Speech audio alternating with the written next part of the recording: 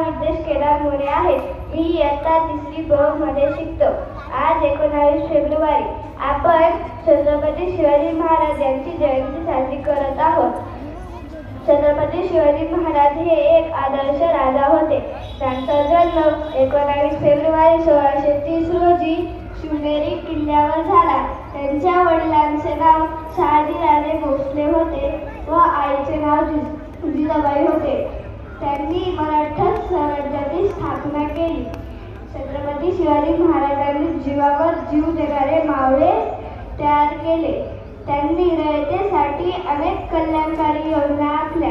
त्यांचे कार्य, विचार आणि जीवन आजही आपल्याला प्रेरणा देते.